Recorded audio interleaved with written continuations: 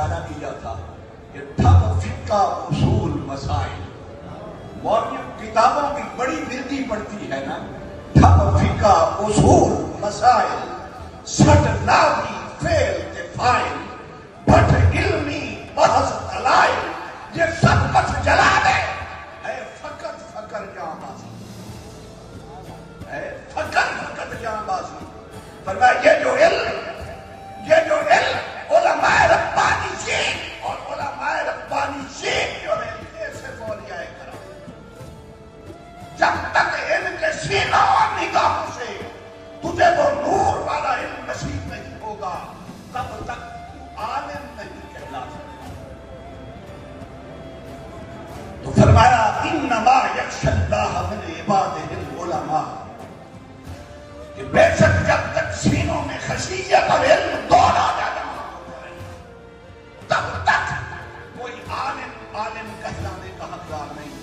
یہ بات میں یہاں ضرور عرض کروں گا کہ حضور قطب العالمین زبدۃ العارفین برہان الواصلین حضور قطب عالم رضی اللہ تعالیٰ عنہ کے بارے میں آپ شیخ کامل نے اسی لیے فرمایا تھا کہ جب حضور شہنشاہ فقر سید چراغ علی شاہ صاحب رحمت اللہ تعالیٰ علیہ کی اہلیہ محترمہ کا شادی کے 3 سال بعد وصال ہو گیا تو مریدین نے عرض کی حضرت آپ دوبارہ شادی کر لیں تاکہ اس سے اولاد پیدا ہو اور آپ کی نسل آگے چلے۔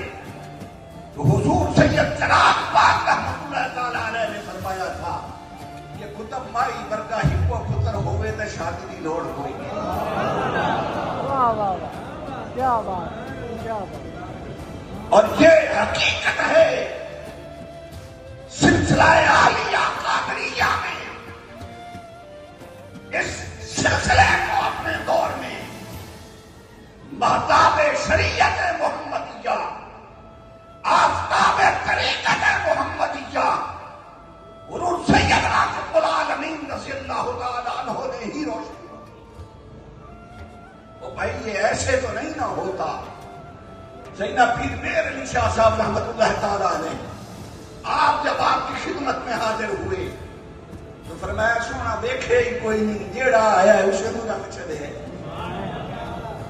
وہ دریا سے جب کشتی سے اترے نا تو حضور شیخ المشائخ شیخ خواجہ اللہ یار صاحب قادری رضی اللہ تعالیٰ عنہ اور شہنشاہ فقر شہنشاہ ولایت حضور سیدنا پیر سید شیر محمد شاہ صاحب گیلانی قادری رضی اللہ تعالیٰ 2 گھوڑیاں لے کے حاضر ہوئے۔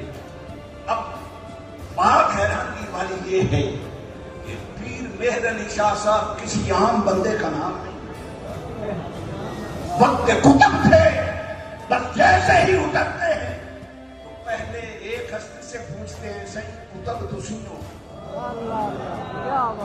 وہ جواب دے نہیں سائیں ماں کا غلام اسائیں کر کے جلوہ کرتے ہیں۔